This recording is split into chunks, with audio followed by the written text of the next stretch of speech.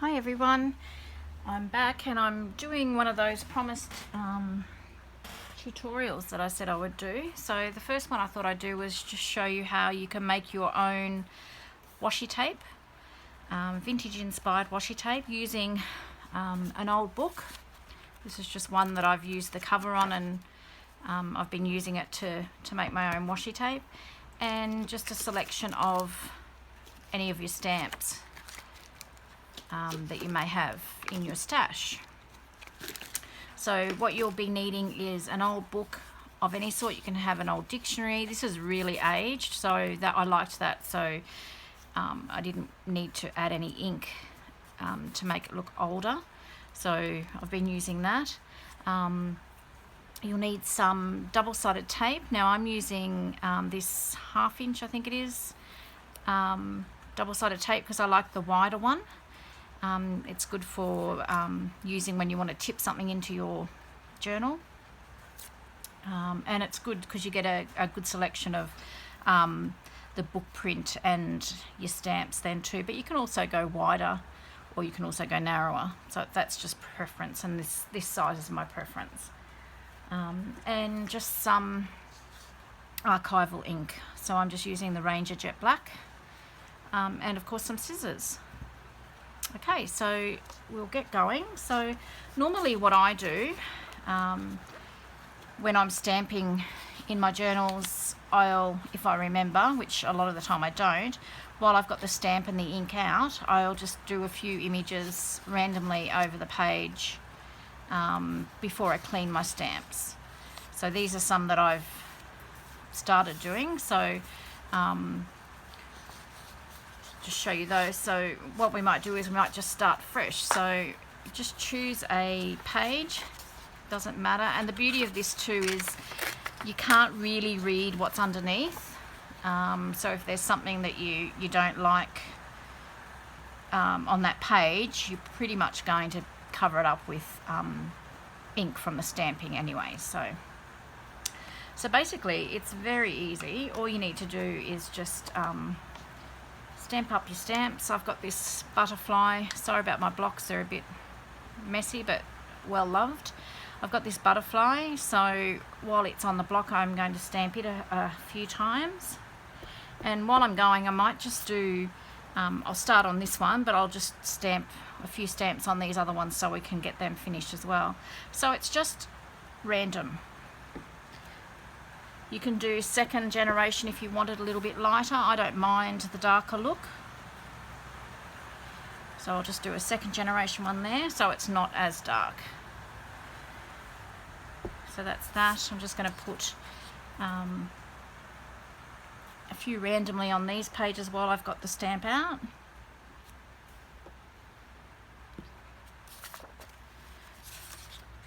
So it's a great way just to get something a little bit different, and pretty much every time you do it, it's going to be different. So you're not going to have the same washi tape all the time.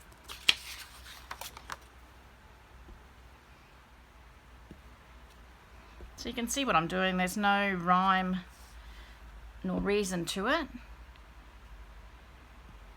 It's just a matter of stamping them. Okay, so what will we do? These type of stamps, this is a Kaiser stamp. These are really good too because they're like a collage stamp. They've got lots of different images. I'll show you the acetate. They've got lots of different images on the one stamp, so that's one way of getting a page stamped rather quickly. So I might do that one.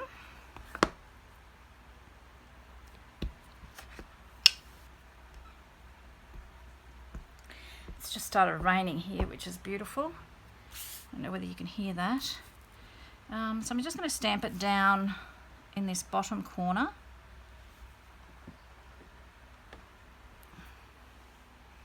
So you can see all the different images there, so that makes life a little bit easier. So I'm just going to find, not going to fit there. It doesn't matter if it goes over top of other stamps. So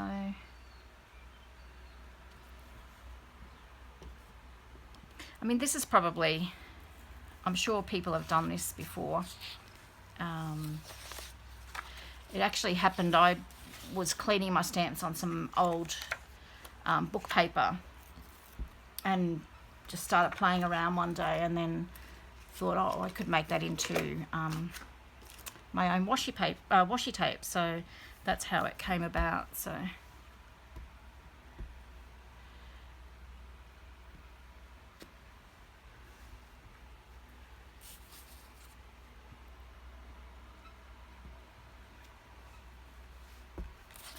that's that. Need to have some music on or something. Oh, just threw the block on the ground. And it's always a good suggestion to clean your stamps in between stamping. I've been stamping for over 30 years, and I'm one of these people that don't practice what I preach. Sometimes I do, sometimes I don't.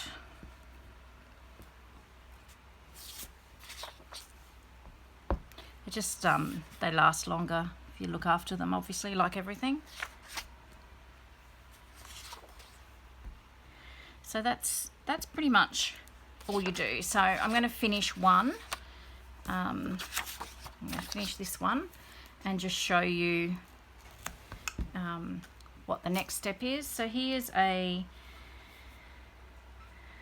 Tim Holtz stamp. I think it's just like typewriter images, keys. So that's probably a good one, even though it's probably going to go over the book paper. I haven't used this one before, so I don't know, but that's okay. I like that overlay, but we'll just move on to something else. So here's another Tim Holtz one. I like that clock. We might use that one. As I said, it's very random. You can make it more structured if you want to, in a theme, if you're doing a particular journal. I just like the idea of, while I've got my stamps out, I may as well be making something else with them.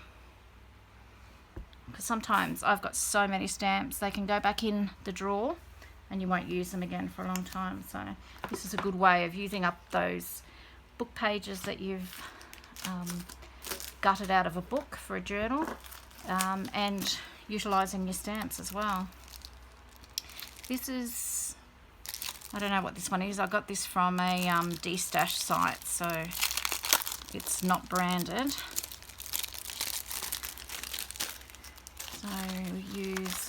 So just sort of have a look and see what you've got, what spaces you've got to fill.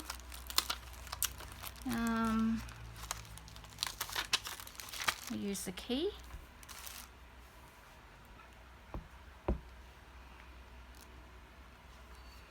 I should put it this way, I think.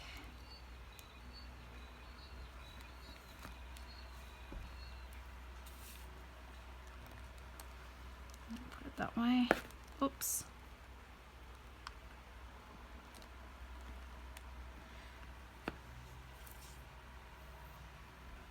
And so also keeping in mind that depending on the width of your double-sided tape, it doesn't matter if you stamp them the same image close together, because depending on the thickness, you're not going to see a repeat of it all that often. So I'll do this little frame. So now I'm just trying to have a look and fill up some of the blank spaces on the page.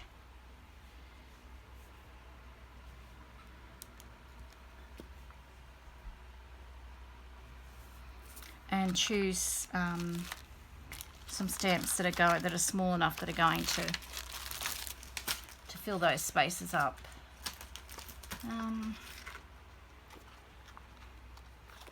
See, things like this little frond here are a nice way to fill in the gaps.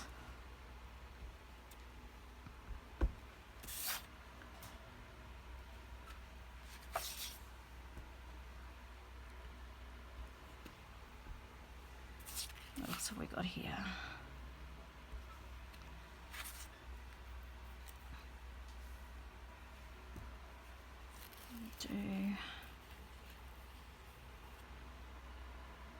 Do it on an angle, doesn't matter. And then think what I might do is just randomly, I have this sheet music stamp. Just try and work out which is up and which is down.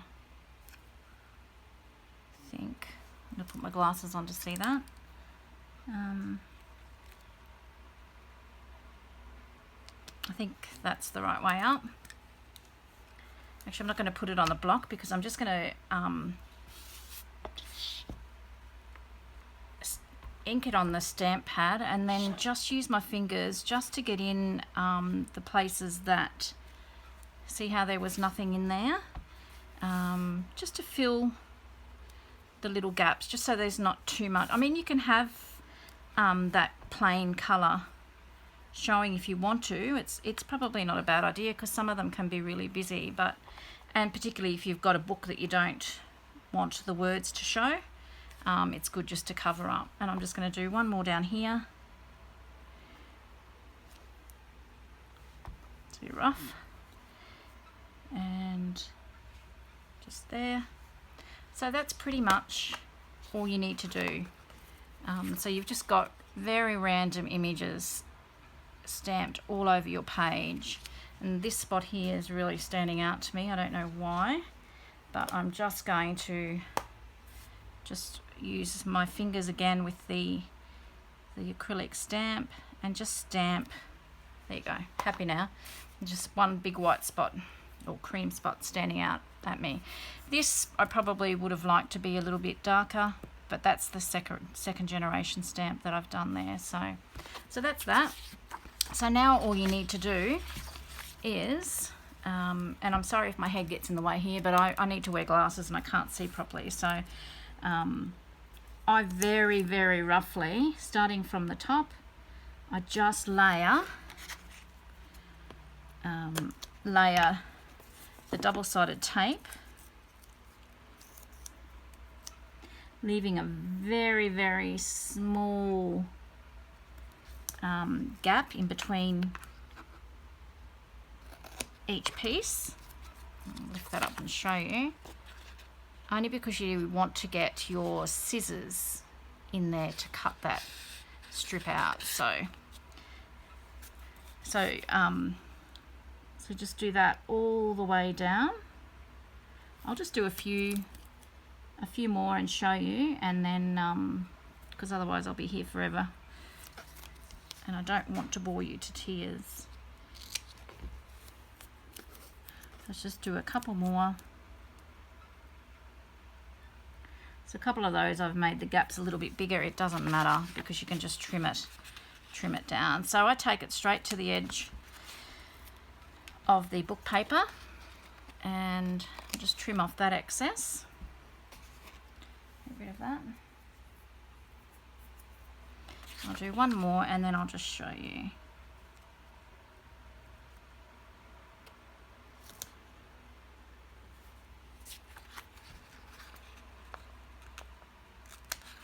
Okay, so I'll just pop that out of the way. It's probably not a bad idea to just burnish your tape onto there. I don't have my bone scorer with me here at the moment, but I'll just use this paddle pop stick that's been used for rub-ons and just rub that on so that it adheres really well. And then all you're going to do is just go using the edge of the double-sided tape as your cutting guide. So you're just going to cut, and this is why you only need a small gap in between, because that cuts your piece of washi tape. So and then you just keep going. So I just trim off. You don't have to, I just like to have it flush with the double-sided tape.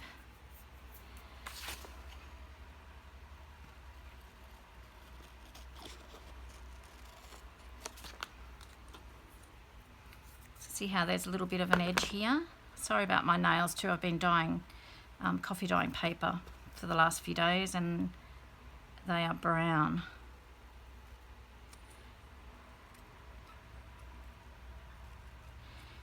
So just trim that edge off so you can see the difference. So, you know, like that's off the same sheet of paper using the same stamps and it looks completely different. So I'll just quickly do these.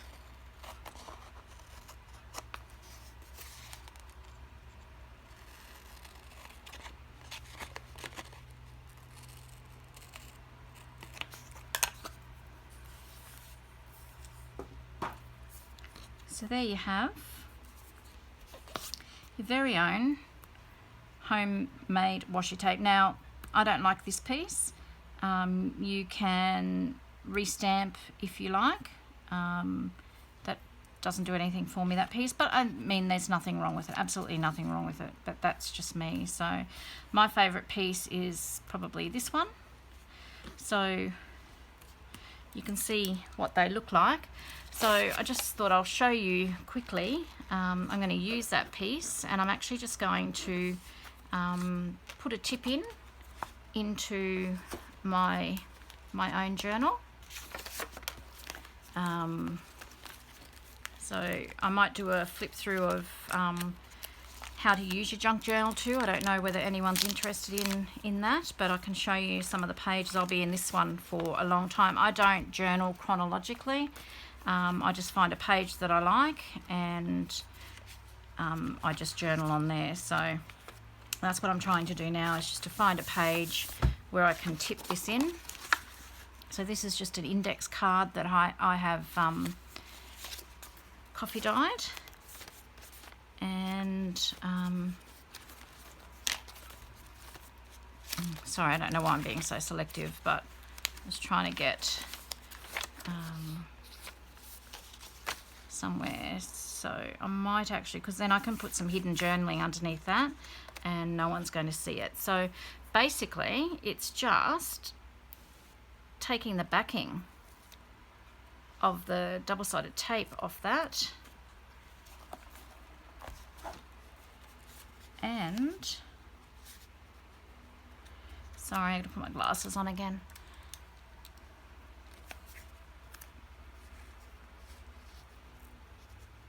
And popping it, just using it the same as you would any other washi tape. Maybe that's, I'm going to have to trim a bit off that index card, and then what I'll do is I'll grab my corner rounder and around the corners. I'll just see if I can find it over here. Just because my journal's so bulky, it's hard. So I've just trimmed that down a bit, just so that when it closes, it's not going to all bunch up. So basically all I'm doing is I'm just lining that up and then folding it over, using my fingers to burnish it, and there you've got some of your own homemade washi tape.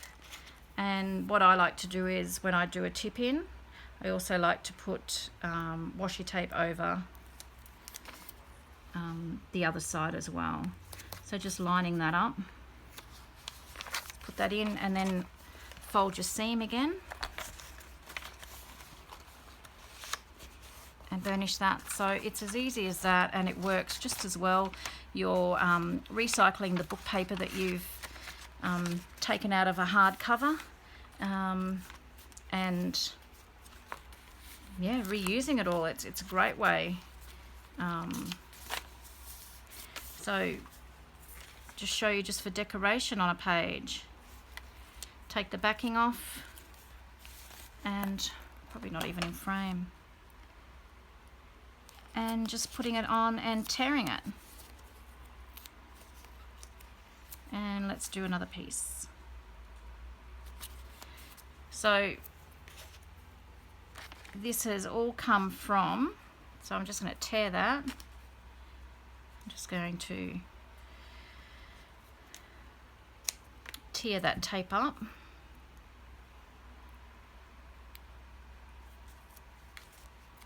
And this has all come from on the one book page. So it just adds a little bit extra to your page. It's very vintage. You could do it on all sorts of paper. There's no reason why you couldn't even do it on photocopy paper and just stamp your whole page. Start with a blank page and stamp to your heart's content, and then do that. So I hope that inspired some of you to make your own homemade washi tape, and that recycle some of those books and all that paper that you might have in your stash. If you liked this tutorial, please give it a thumbs up and subscribe to my channel, and I hope to see you again soon. Thanks for watching, guys. Bye.